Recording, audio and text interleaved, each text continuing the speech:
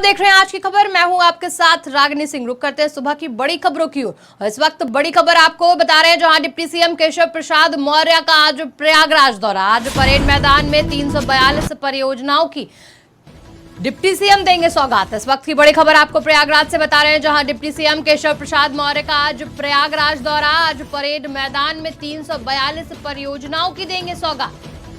50 करोड़ की 342 परियोजनाओं की डिप्टी सीएम देंगे सौगात। 14,000 लाभार्थियों को आवास की चाबी सौंपेंगे। बेहतरीन काम करने वालों को सम्मानित करेंगे डिप्टी सीएम। ग्राम प्रधानों, सचिवों, समूहों की साखियों को करेंगे सम्मानित।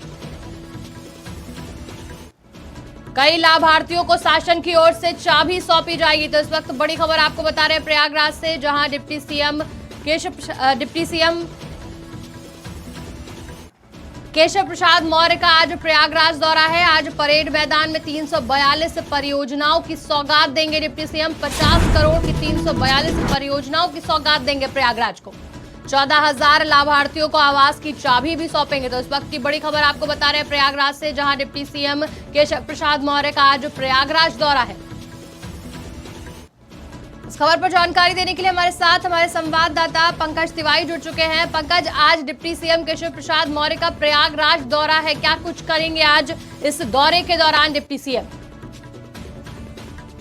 जी रागिनी, बिल्कुल आपको बताना चाहेंगे कि आज उत्तर प्रदेश के डिप्टी सीएम केशव प्रसाद मौर्य का प्रयागराज दौरा है और परेड मैदान में 342 परियोजनाओं की सौगात देंगे केशव प्रसाद मौर्य। आपको बता दें कि बीजेपी में मोदी सरकार के 9 साल के कार्यकाल पूरे होने को लेकर के बीजेपी एकदम एक्टिव मोड में है और विकास को और धार देने की कवायद में उतर चुकी है। और इसको लेकर के बीजेपी की तरफ से एक महाजनसंपर्क अभियान भी चलाया जा रहा है। हालांकि बीजेपी में जो नाराज जो उनके कार्यकर्ता है उनको भी मनाने की कोशिश कर रही है बीजेपी, और उनको लेकर के अलग अलग जगहों में, अलग अलग प्रदेश के क्षेत्रों में टिफिन पे चर्चा कार्यक्रम चल रही है, जहां उनको 2024 के लिए एक तरह से मंत्र भी दिया जा रहा है और साथ ही साथ जो नाराज कार्यकर्ता हैं उनको भी मनाने की कोशिश की जा रही है। डिप्टी सीएम केशव प्रसाद मौर्य हो या फिर डिप्टी सीएम ब्रजेश पाठक लगातार जो है कि सूबे में दौरा कर रहे हैं और विकास कार्यों को गति देने में लगे हुए हैं। साथ ही साथ जो है कि हर क्षेत्र से इनपुट जुटाने की कोशिश में भी है कि आने वाले वक्त में जो चुनाव होने वाला है उसके लिए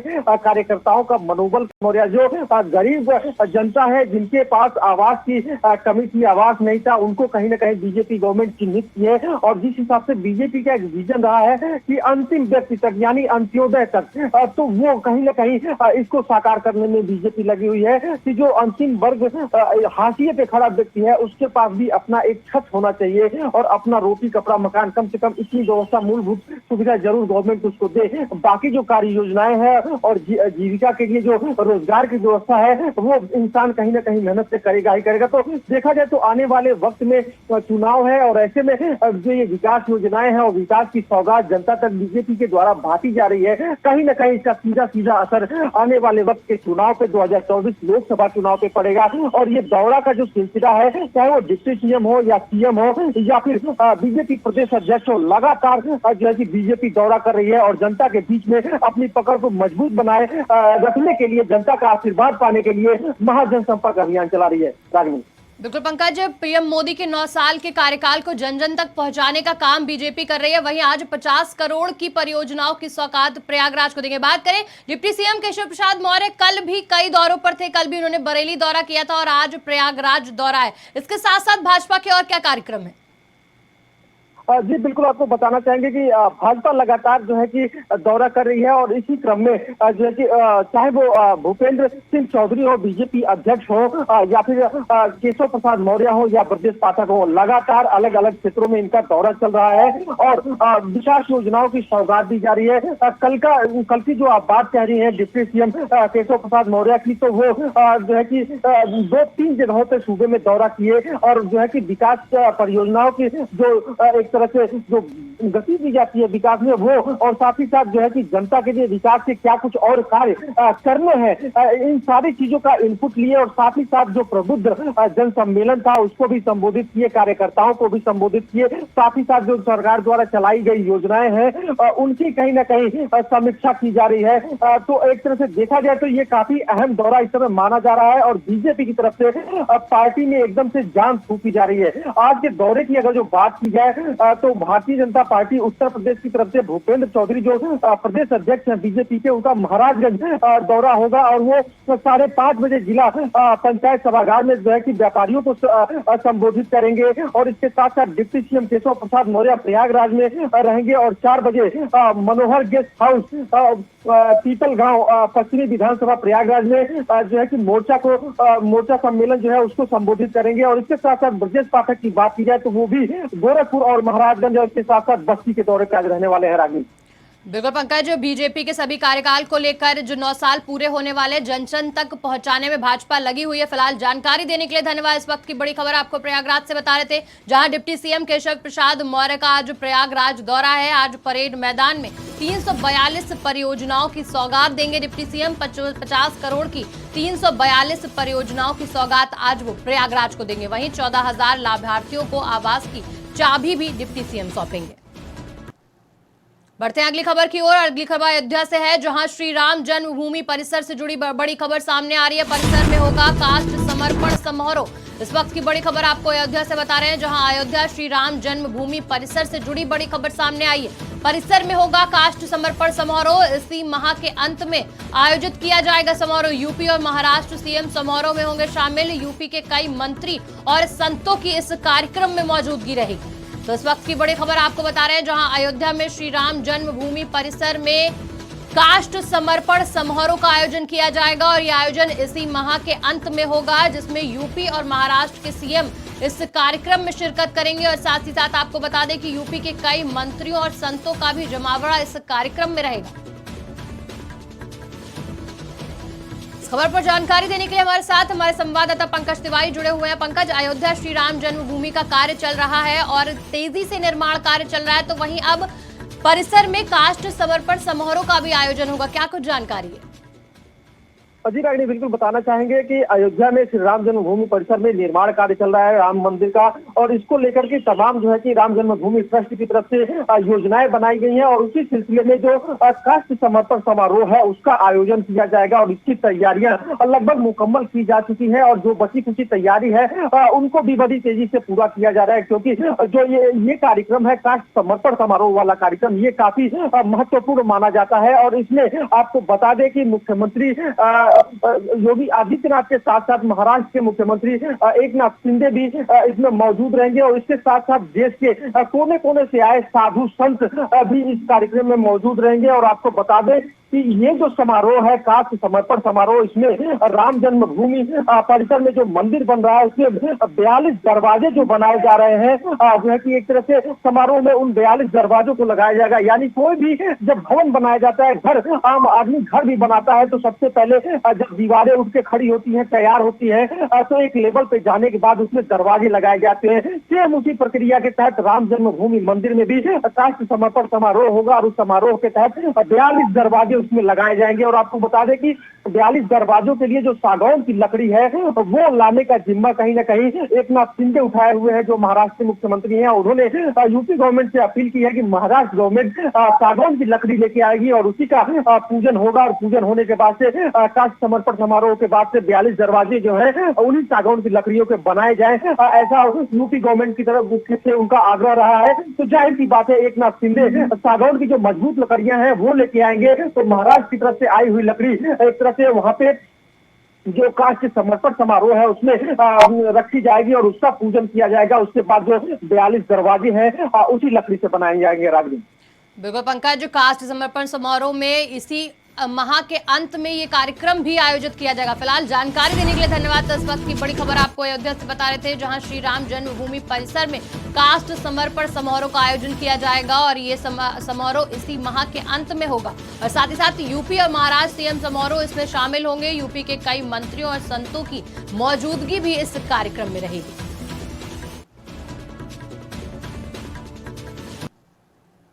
बड़ी खबर लखनऊ से सामने आ रही है, जहां लखनऊ कोर्ट में गोलीकांड से जुड़ी बड़ी खबर। लखनऊ बार एसोसिएशन ने सीएम को लिखा पत्र। आज कल हुए हत्याकांड को लेकर कचहरी में सुरक्षा की गई मांग। आज अधिवक्ताओं द्वारा काम न करने की बात कही गई। तो इस वक्त की बड़ी खबर आपको लखनऊ से बताया, जहां लखनऊ में कल गोलीकांड को अंजाम दिया गया था, तो वहीं बार एसोसिएशन ने सीएम को पत्र लिखकर सुरक्षा की मांग की है।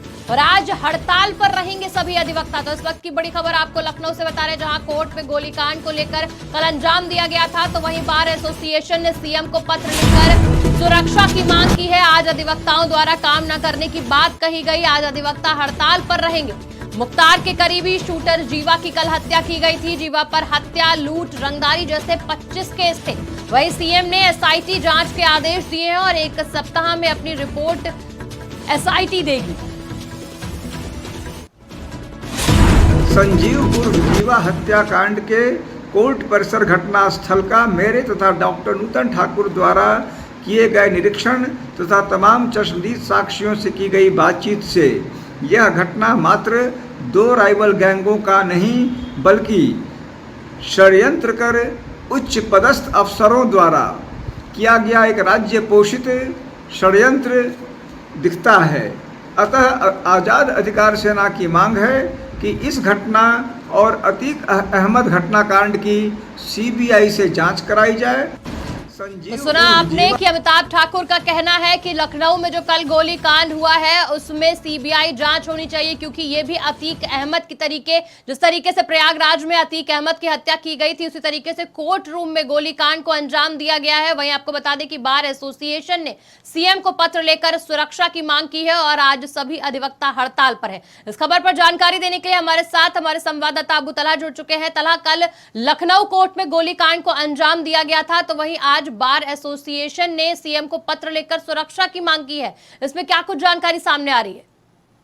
देखिए, बिल्कुल रागनी, जिस तरह से लखनऊ कोर्ट में एक बड़ा घटना हुई थी, उसको लेकर कहीं ना कहीं अधिवक्ताओं में आक्रोश है और यही वजह कि आज अधिवक्ताओं ने कार को बहिष्कार किया है और कोर्ट में कोई भी काम जो है वो नहीं होगा, क्योंकि लगातार इस तरह की घटनाएं देखने को मिलती है। कोर्ट परिसर में कोई भी व्यक्ति होता है वो बिना चेकिंग के चला जाता है और ऐसे में जज के सामने गोली मार दी जाती है, तो अपने आप में ही एक बड़ी घटना है। फिलहाल आज अधिवक्ताओं ने मुख्यमंत्री को कल ही पत्र लिख दिया था और कल धरना प्रदर्शन भी किया था इस घटना के वास्ते। फिलहाल अधिवक्ताओं का कहना है कि जो अनरजिस्टर्ड वकील हैं, जो वकील के भेष में इस तरह से कोर्ट में घुस जाते हैं, उन तमाम लोगों की जांच होनी चाहिए। पर लगातार देखा जाता है कि कोर्ट परिसर में मेटल डिटेक्टर मशीन जो होती है, वो उस तरह की मशीनें लगी रहती हैं, उससे जांच भी होती है, पर उसके बाद भी अपराधी कोर्ट में पहुंच जाते हैं, रिवॉल्वर लिए रहते हैं, तो तमाम ऐसी चीजें हैं। फिलहाल देखिए, इस घटना को लेकर कहीं ना कहीं अब एसआईटी गठित कर दी गई है और लखनऊ के जो जेसीपी क्राइम है नीलाब्जा चौधरी, उनको भी उस एसआईटी की सदस्य की टीम में शामिल किया गया है।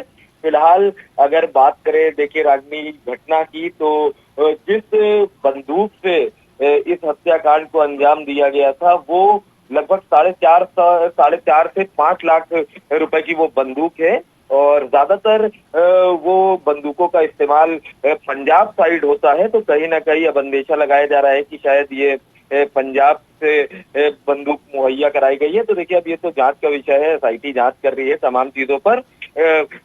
देखिए, जिस तरह से संजीव जीवा की बात करें तो देखिए उसका पोस्टमार्टम लगभग हो गया है। रात में ही पोस्टमार्टम कराया गया था और घटना स्थल की बात करें जहां पर ये घटना हुई थी, वहां पर लगभग 1:30 बजे एसआईटी की टीम पहुंची थी जांच करने, क्योंकि कोर्ट की बात करें तो देखिए लगभग 6 से 7 गेट है लखनऊ हाई कोर्ट पे और तमाम गेटों पर मेटल डिटेक्टर जो है वो लगे हुए हैं।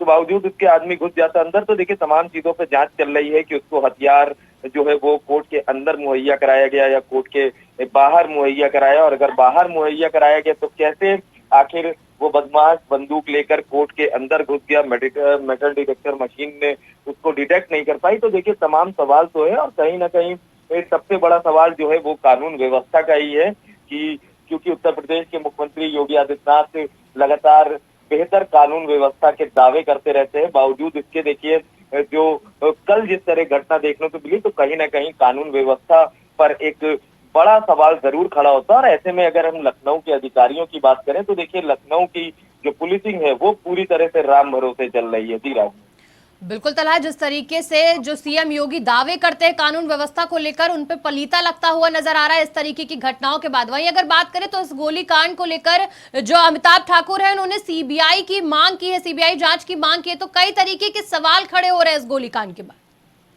बिल्कुल, देखिए सीबीआई जांच की मांग की है और बेहतर मांग है ये अमिताभ ठाकुर की, क्योंकि देखिए एक बड़ी घटना है ही है और बिना प्लानिंग के इतनी बड़ी घटना को अंजाम नहीं दिया जा सकता। जैसे पिछले महीने की अगर हम बात करते हैं, अतीक और अशरफ की भी पुलिस कस्टडी में हत्या की गई थी और ऐसे में संजीव जीवा की बात करें तो देखिए एक बड़ा अपराधी है। ईस्ट यूपी में काफी दबदबा है संजीव जीवा का। मुख्तार अंसारी का करीबी भी बताया जाता है संजीव जीवा। और देखिए बात करें उसके आपराधिक इतिहास की तो देखिए 24 से 25 केसेस उसके ऊपर है और जिसमें से लगभग 15 केसेस में वो दोषमुक्त हो चुका है। तो तमाम ऐसी चीजें थी और देखिए कई पॉइंट्स है। अगर देखिए बात पॉइंट की करें तो देखिए जब भी संजीव जीवा को कोर्ट में पेशी के लिए लाया जाता था तो उसको बुलेट प्रूफ जैकेट में लाया जाता था, पर कल उसको बुलेट प्रूफ जैकेट में नहीं लाया गया। ये भी सवालों के घेरे में कि आखिर क्या वजह थी कि कल उसको बुलेट प्रूफ जैकेट में नहीं लाया गया। दूसरे पॉइंट की देखिए अगर रागनी बात करते हैं तो संजीव जीवा की जो पत्नी है पल्लवी महेश्वरी, वो लगातार 2017 से ये कहती हुई चली आ रही है कि संजीव जीवा की हत्या की साजिश रची जा रही है और कहीं ना कहीं इस साजिश को अंजाम कोर्ट में ही दिया जाएगा। कोर्ट में जब पेशी होती है तो पेशी के दौरान ही उसकी हत्या की जा सकती है। तो ऐसी आशंका जो है वो 2017 से संजीव जीवा की पत्नी पल्लवी महेश्वरी जताती रही है और कहीं ना कहीं उन्होंने प्रोटेक्शन भी मांगा था, पर संजीव जीवा को प्रोटेक्शन नहीं दिया गया था। तो क्या वजह थी संजीव जीवा को प्रोटेक्शन ना देने की? तो तीसरी बात अगर देखिए बात करें रागिनी, तो जिस शूटर ने इस घटना को अंजाम दिया था उस शूटर से पूरी रात पूछताछ चली और पूछताछ में अभी तक शूटर ने जो बताया है सिर्फ यही बताया है कि उसको कुछ समझ में नहीं आया और वो अंधाधुंध फायरिंग करने लगा। तो देखिए एक नई उम्र का लड़का था, लगभग 19 से 20 साल की उम्र का लड़का है। और आपराधिक इतिहास की बात करें तो देखिए पहले हम लोग उसका नाम विजय यादव जान रहे थे, पर बाद में उसका नाम कुछ और पता चला। उसके माँ बाप से भी जब बात की गई तो उनके माँ बाप ने कहा कि उनका लड़का लगभग 1 महीने पहले घर से निकला था और कोई जल विभाग का काम होता है उसमें काम करने के लिए बता के घर से निकला था और उसके बाद इस तरह की हत्याकांड को अंजाम दिया। तो देखिए सवाल तो रागनी बहुत है। फिलहाल अभी एसआईटी गठित कर दी गई है, 3 बड़े अधिकारियों को इसकी जिम्मेदारी दी गई है और कहीं ना कहीं अगर एसआईटी में तमाम साक्ष्य या खुलासे सामने नहीं होते तो जरूर इसकी सीबीआई जांच होनी चाहिए। जी रागनी।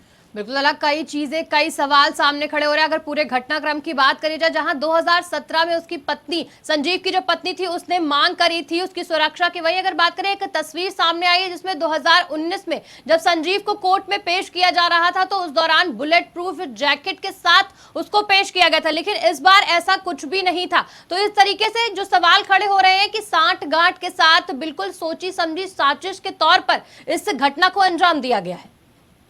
बिल्कुल देखिए रागनी, अगर बात करें तो देखिए इतनी बड़ी घटना को बिना प्लानिंग के अंजाम नहीं दिया गया है और कहीं ना कहीं एक बड़ी प्लानिंग जरूर की गई होगी इसके पीछे। और अहम बात देखिए रागनी ये भी है कि जिस शूटर ने गोली मारी, अगर वो शूटर गोली मार ना पाता या वहां पे गोली किसी और को लगती तो इसके लिए भी देखिए एक बैकअप प्लान तैयार था। बैकअप प्लान की अगर बात करें तो जरूर आसपास 1-2 शूटर और हो सकते हैं, क्योंकि इतनी बड़ी घटना को अंजाम देने अगर कोई शूटर जा रहा है तो वो अकेले नहीं जा सकता। तो सवाल ये भी है क्या कोई और भी शूटर वहां मौके पर मौजूद था? तो और अगर बात करें तो तमाम ऐसे सवाल है।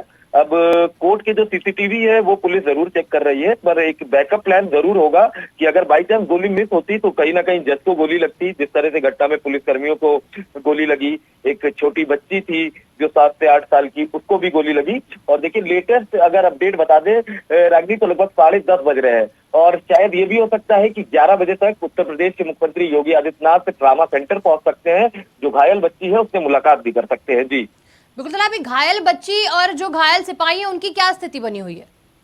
देखिए घायल सिपाही की बात करें तो घायल जो सिपाही हैं उनके पैर में गोली लगी थी। गोली के जो छर्रे होते हैं, क्योंकि देखिए ये जिस बंदूक से इस घटना को अंजाम दिया उस रिवॉल्वर का नाम है अल्फा रिवॉल्वर और वो लगभग 4.5 लाख से 5 लाख के बीच की ये रिवॉल्वर है और 357 बोर की इसमें मैगजीन लगती है। तो ये कहा जा सकता है कि अगर एक गोली उस बंदूक से मारी जाती है तो उसके छर्रे जो है वो तमाम जगह जो आसपास लोग मौजूद रहते हैं वो उनको लग सकते हैं। तो ऐसे में देखिए गोली जब चलाई गई है तब ये छर्रे जो हैं वो सिपाहियों को लगे थे। तो एक सिपाही के पैर, 2 सिपाही जो है वो इस घटना में घायल हुए थे जिनका इलाज ट्रामा सेंटर में चल रहा है। उनकी स्थिति पूरी तरह से बेहतर है। और दूसरे की अगर बात करें बच्ची की देखिए पीठ में जो है, पीठ से गोली निकली थी और जो पेट में फंस गई थी। पहले उसको बलरामपुर अस्पताल ले जाया गया, बलरामपुर में जब स्थिति नियंत्रण में नहीं हुई तब उसको ट्रामा सेंटर भेजा गया और ट्रामा सेंटर में देर रात से उसका इलाज चल रहा। और एक बड़ी बात ये भी बता दें, जो संजीव जीवा का हत्यारा है वो भी ट्रामा सेंटर में भर्ती है, क्योंकि घटना के बाद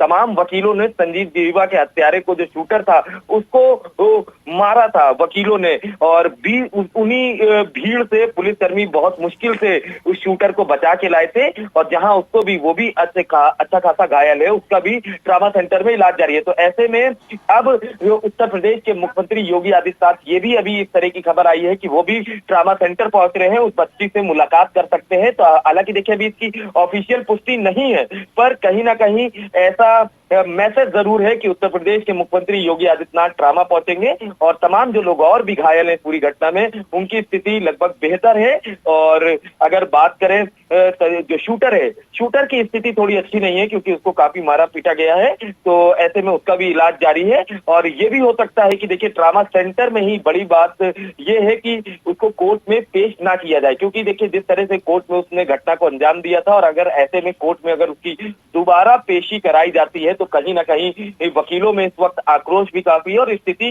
बिगड़ सकती है। तो अभी तक कयास ये लगाए जा रहे हैं कि ट्रामा सेंटर में ही उसका इलाज के बाद उसकी जो मजिस्ट्रेट के सामने पेश किया जाता है, तो वही मजिस्ट्रेट ट्रामा में ही पहुंच जाएंगे और उनके सामने पेश करने के बाद पुलिस उसकी रिमांड ले लेगी और उससे पूछताछ कर सकती है। जी रागनी, बिल्कुल तला, गोलीकांड में जो घायल हुए हैं उनसे सीएम मिलने पहुंच सकते हैं। फिलहाल जानकारी देने के लिए धन्यवाद। तो इस वक्त की बड़ी खबर आपको लखनऊ से बता रहे थे, जहां कोर्ट में गोलीकांड से जुड़े सीएम को लिखा गया है पत्र और हत्याकांड को लेकर कचहरी में सुरक्षा की मांग करी अधिवक्ताओं ने, और अधिवक्ता आज हड़ताल पर है। वही बात करें तो अभी का जो घायल है उनकी स्थिति स्थिर नहीं है और आईसीयू में लड़की का इलाज जारी है। फिलहाल बढ़ते अगली खबर की ओर। इस वक्त की बड़ी खबर लखनऊ से बता रहे, जहां केजीएमयू में मरीजों से वसूली करते मिले कर्मचारी। इस वक्त की बड़ी खबर लखनऊ से, केजीएमयू में मरीजों से वसूली करते मिले कर्मचारी। किंग जॉर्ज चिकित्सा विवि के ट्रॉमा सेंटर में हो रही है वसूली। इलाज के नाम पर मरीजों से किया जा रही है अवैध वसूली। ट्रॉमा सेंटर के गार्ड की शिकायत पर हुई कार्रवाई। इस वक्त की बड़ी खबर आपको लखनऊ से बता रहे हैं, जहां केजीएमयू में मरीजों से वसूली की जा रही है। इस वक्त की बड़ी खबर लखनऊ से, जहां केजीएमयू में मरीजों से वसूली करते हुए कर्मचारी मिले हैं। किंग जॉर्ज चिकित्सा विवि के ट्रॉमा सेंटर में ये वसूली हो रही है, जहां इलाज के नाम पर मरीजों से अवैध वसूली की जा रही है। ट्रॉमा सेंटर के गार्ड की शिकायत पर हुई कार्रवाई। प्रशासन ने कर्मचारी को वसूली करते हुए रंगे हाथों पकड़ा। कर्मचारी ने तीमारदार से वसूले थे 15,000 रुपए। प्रशासन ने कर्मचारी को किया निलंबित। तो इस वक्त की बड़ी खबर आपको लखनऊ से बता रहे थे, जहां केजीएमयू में वसूली का खेल चल रहा है और रंगे हाथों पकड़ा गया है कर्मचारी। इस खबर पर जानकारी देने के लिए हमारे साथ हमारे संवाददाता अबू तलहा जुड़े हुए हैं। तलहा, केजीएमयू में मरीजों से वसूली करते हुए कर्मचारी पकड़ा हुआ है, क्या कुछ जानकारी है? देखिए बिल्कुल रागनी, अगर बता दें तो इस तरह के मामले जो है वो लगातार सामने आते हैं, जहां पर इलाज के नाम पर जो केजीएमयू प्रशासन हो या कोई भी सरकारी अस्पताल हो, वो लोग मरीजों से पैसा लेते हैं और उसके बाद भी सरकारी अस्पताल में इलाज कराते हैं। तो ऐसे में लगातार इस तरह की जो शिकायत है वो केजीएमयू में आ रही थी। और ऐसे में गार्ड ने जब ट्रॉमा सेंटर का जो गार्ड है उसने जब एक कर्मचारी की शिकायत की कि उसने किसी पीड़ित का जो 15,000 रुपए उससे ले लिए इलाज के नाम पर, तो जब इसकी शिकायत गार्ड द्वारा प्रशासन को की गई तो प्रशासन ने उस कर्मचारी को निलंबित किया। पर बड़ा सवाल रागनी सिर्फ इसी बात का है कि आखिर इस तरह के जो सरकारी अस्पताल बनाए जाते हैं वो सिर्फ और सिर्फ लोगों की अच्छे बेहतर इलाज के लिए, और उनको किसी तरह की दिक्कत ना हो, लोगों का पैसा ना लगे, इसी वजह से वहां पर इलाज कराए जाते हैं। पर लगातार इस तरह की वसूली की जो घटना है वो सामने आती है। और हम केजीएमयू की क्यों, उत्तर प्रदेश के तमाम सरकारी अस्पताल है और किसी भी जिले में जो अस्पताल है वहां से इस तरह की खबरें जरूर आती है कि इलाज के नाम पर जो गार्ड्स हैं, जो वहां के प्रशासन के लोग हैं, वो वसूली करते हैं। तो अब एक बड़ी कार्रवाई जरूर की गई है केजीएमयू प्रशासन की तरफ से, लेकिन कहीं ना कहीं एक सख्त कदम जरूर ऐसा उठाना चाहिए ताकि जो इलाज के नाम पर जो अस्पताल प्रशासन के लोग होते हैं वो इस तरह से मरीजों से पैसा ना ले सके। जी राजवीर। बिल्कुल तलहा, इस तरीके से मरीजों से वसूली की जा रही है, जिसके बाद प्रशासन ने एक्शन लिया। फिलहाल जानकारी देने के लिए धन्यवाद। इस वक्त की बड़ी खबर आपको लखनऊ से बता रहे थे, जहां केजीएम में मरीजों से वसूली करते हुए कर्मचारी मिला है। किंग जॉर्ज चिकित्सा विवि के ट्रॉमा सेंटर में ये वसूली हो रही है, जहां इलाज के नाम पर मरीजों से अवैध वसूली की जा रही है। ट्रॉमा सेंटर के गार्ड की शिकायत पर कार्रवाई की है प्रशासन ने, और प्रशासन ने कर्मचारी को वसूली करते हुए रंगे हाथों पकड़ा है, जिसके बाद प्रशासन ने कर्मचारी को निलंबित कर दिया। बड़ी खबर आगरा से बता रहे हैं, जहां मुलायम सिंह के करीबी आज थामेंगे कांग्रेस का हाथ। सपा के सीपी राय आज कांग्रेस में होंगे शामिल। कांग्रेस प्रदेश कार्यालय पर लेंगे सदस्यता। सपा का सरकार में 2 बार दर्जा प्राप्त राज्य मंत्री रहे हैं सीपी राय। मूल रूप से आजमगढ़ के निवासी हैं डॉक्टर सीपी राय। इस वक्त की बड़ी खबर आपको आगरा से बता रहे हैं, जहां मुलायम सिंह के करीबी रहे, आज कांग्रेस का हाथ थामेंगे सीपी राय। आज कांग्रेस में शामिल होंगे। कांग्रेस प्रदेश कार्यालय पर आज सदस्यता लेंगे। इस वक्त की बड़ी खबर आगरा से, जहां मुलायम सिंह के करीबी आज कांग्रेस का हाथ थामेंगे। मुलायम सिंह के करीबी सीपी राय आज कांग्रेस में शामिल होंगे। कांग्रेस प्रदेश कार्यालय पर आज सदस्यता लेंगे। आपको बता दें कि 2 बार दर्जा प्राप्त राज्य मंत्री रहे हैं सीपी राय। आजमगढ़ के मूल निवासी हैं डॉक्टर सीपी राय। वहीं आगरा से ये खबर आपको बता रहे थे, जहां मुलायम सिंह के करीबी आज कांग्रेस में शामिल हो जाएंगे। इस खबर पर जानकारी देने के लिए हमारे साथ हमारे संवाददाता आगरा से जेपी सिंह जुड़ चुके हैं। जेपी, जिस तरीके से मुलायम के करीबी थे सीपी राय, लेकिन आज वो सपा का हाथ छोड़ कांग्रेस का दामन थामेंगे, क्या कुछ जानकारी? जी, मैं अपने लाखों दर्शकों को बताना चाहता हूं कि जो डॉक्टर सीपी राय थे, जो संस्थापकों में से उनकी गिनती की जाती थी, और जो मुलायम सिंह जो पूर्व सपा सुप्रीमो हुआ करते थे, मुलायम सिंह यादव उनके बहुत ही करीबी माने जाते थे। जब समाजवादी पार्टी की स्थापना की गई थी, तो स्थापना के सदस्यों में डॉक्टर सीपी राय अपनी अहम भूमिका निभाते थे। कोई भी काम होता था, पार्टी से रिलेटेड कोई भी काम होता था, तो मुलायम सिंह, स्वर्गीय मुलायम सिंह यादव जी, तो उनका बिल्कुल राय लेते थे। जैसा उनका नाम है डॉक्टर सीपी राय, तो बिना राय के मुलायम सिंह एक पद भी आगे नहीं बढ़ते थे।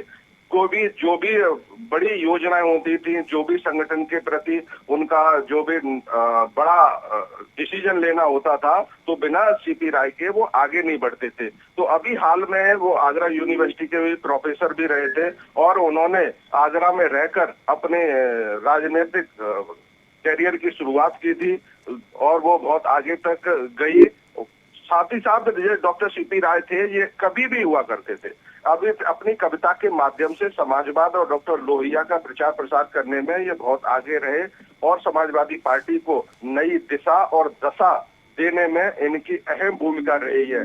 सबसे खास और सबसे अहम बात यह है कि मुलायम सिंह के सबसे करीबी रहे डॉक्टर सीपी राय अब आज कांग्रेस में शामिल होने के लिए जा रहे हैं। तो अब देखना ये होगा कि कांग्रेस में इनकी जो पारी है वो किस पद पर बैठाते हैं और कहां तक चलती है। जी बिल्कुल जयप्रकाश, जिस तरीके से मुलायम सिंह के करीबी थे सीपी राय, जैसा कि आपने बताया कि बिना उनकी राय के मुलायम सिंह कुछ नहीं करते थे, वहीं अब लोकसभा चुनाव 2024 में होने हैं, तो इसको लेकर जब सीपी राय कांग्रेस का दामन थाम लेंगे, तो क्या सपा को कोई नुकसान होगा, या सपा पर क्या कुछ असर पड़ेगा लोकसभा चुनाव में? जी बिल्कुल, मैं अपने दर्शकों को ये भी बताना चाहता हूं कि जिस तरह से ये सीपी राय जो पुराने कद्दावर नेताओं में समाजवादी पार्टी में जो गिनती होती थी, उसका सीधा प्रभाव तो समाजवादी पार्टी पर पड़ेगा, और कहीं न कहीं ये कांग्रेस के जो पाले में ये डॉक्टर सीपी राय आज सम्मिलित हो रहे हैं, तो इसका कहीं न कहीं कांग्रेस पार्टी को लाभ मिलेगा। क्योंकि कांग्रेस तो उत्तर प्रदेश में अपनी जो अहम भूमिका है उसमें कहीं न कहीं वो अपना वर्चस्व नहीं निभा पा रही है, कहीं न कहीं दावेदारी नहीं कर पा रही है, कहीं न कहीं अपनी प्रेजेंस अपने जो लोकसभा क्षेत्र है, विधानसभा क्षेत्र है या निकाय चुनाव में भी उन्होंने अच्छा प्रदर्शन नहीं किया है। उसको लेकर कहीं न कहीं डॉक्टर सीपी राय कांग्रेस में एक नई जान फूंकने का कार्य करेंगे। वहीं समाजवादी पार्टी को तो नुकसान होना ही होना है, क्योंकि जो डॉक्टर सीपी राय थे उनकी जो गिनती होती थी वो संस्थापकों में गिनती होती थी, पुराने कद्दावर नेता थे। अभी हाल ही में वो शिवपाल सिंह यादव के राष्ट्रीय जो प्रवक्ता थे वो हुआ करते थे। हालांकि अब शिवपाल यादव और अखिलेश यादव बिल्कुल एक ही छत के नीचे आ गए हैं। तो मेरा कहने का मतलब यह है, कहीं न कहीं डॉक्टर सीपी राय समाजवादी पार्टी का नुकसान करेंगे और उत्तर प्रदेश में जो कांग्रेस की जो पार्टी है उसमें जान फूंकने का कार्य करेंगे। जी बिल्कुल जयप्रकाश, आज मुलायम सिंह के करीबी सपा छोड़कर कांग्रेस का दामन थाम लेंगे। फिलहाल जानकारी देने के लिए धन्यवाद। तो इस वक्त की बड़ी खबर आपको आगरा से बता रहे थे, जहां मुलायम सिंह के करीबी आज कांग्रेस का दामन थामेंगे। सपा के सीएम सीपी राय आज कांग्रेस में होंगे शामिल। कांग्रेस प्रदेश कार्यालय पर लेंगे सदस्यता। सपा सरकार में 2 बार दर्जा प्राप्त राज्य मंत्री रहे थे। मूल रूप से आजमगढ़ के निवासी हैं डॉक्टर सीपी राय। तो बड़ी खबर प्रयागराज से सामने आ रही है, जहां अतीक अहमद के लूकरगंज में खाली कराई गई जमीन। इस वक्त की बड़ी खबर प्रयागराज से, अतीक अहमद की लूकरगंज में खाली कराई गई जमीन। लूकरगंज में गरीबों के लिए बनाए जा रहे हैं मकान। 26 दिसंबर को सीएम योगी ने भूमि पूजन किया था। ऑपरेशन माफिया के तहत मुक्त कराई गई अतीक अहमद की जमीन। इस वक्त की बड़ी खबर आपको बता रहे हैं प्रयागराज से, जहां अतीक अहमद की लूकरगंज में जमीन खाली कराई गई। लूकरगंज में गरीबों के लिए बनाए जा रहे हैं मकान। 26 दिसंबर को सीएम योगी ने किया था यहां का भूमि पूजन। ऑपरेशन माफिया के तहत मुक्त कराई गई जमीन। प्रधानमंत्री शहरी आवास योजना के तहत यहां फ्लैट बनाए जा रहे हैं और सीएम जल्द ही इन फ्लैटों का आवंटन करेंगे। इस खबर पर जानकारी देने के लिए हमारे साथ हमारे संवाददाता अबू तलहा जुड़ चुके हैं। तलहा, ऑपरेशन माफिया के तहत जमीनें खाली कराई गई है प्रयागराज में, क्या कुछ जानकारी?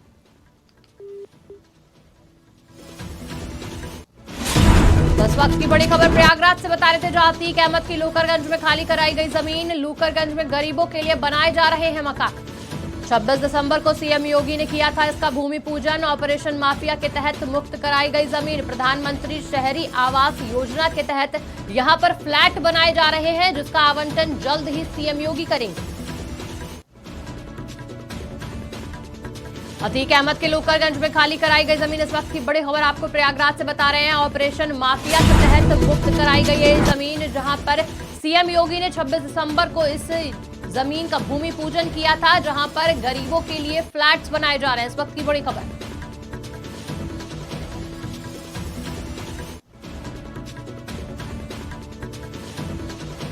बड़ी खबर प्रयागराज से बता रहे हैं, जहां अतीक अहमद के लूकरगंज में खाली कराई गई जमीन। लूकरगंज में गरीबों के लिए बनाए जा रहे हैं मकान। इस खबर पर जानकारी देने के लिए हमारे साथ हमारे संवाददाता अबू तलहा जुड़ चुके हैं। तलहा, ऑपरेशन माफिया के तहत प्रयागराज में जमीनें मुक्त कराई गई है, क्या कुछ जानकारी? देखिए, बिल्कुल रागनी, अगर बात करें तो जिस तरह से बीते महीने प्रयागराज में अतीक और अशरफ की हत्या हुई थी, तो उसके बाद तमाम ऐसी जमीनें थी जो अतीक और अशरफ की लीगल निकली थी। तो उन तमाम जमीनों को अगर बात करें तो एक ऑपरेशन माफिया के तहत उन तमाम जमीनों को मुक्त कराया गया था। और इसी का 26 दिसंबर को उत्तर प्रदेश के मुख्यमंत्री योगी आदित्यनाथ ने भूमि पूजन भी किया था। और अगर बात करें तो इन तमाम जो जमीन है, जो अतीक अशरफ की प्रॉपर्टी थी, उनको मुक्त कराया गया था। और उसके बाद उस जमीन पर प्रधानमंत्री शहरी आवास योजना के तहत फ्लैट बनाए जा रहे थे। और अब इसका काम लगभग पूरा हो चुका है और जल्द ही सीएम उत्तर प्रदेश के सीएम योगी आदित्यनाथ तमाम जो गरीब लोग हैं उनको इस फ्लैट को आवंटित करेंगे। तो देखिए, एक अच्छा फैसला है सरकार का, क्योंकि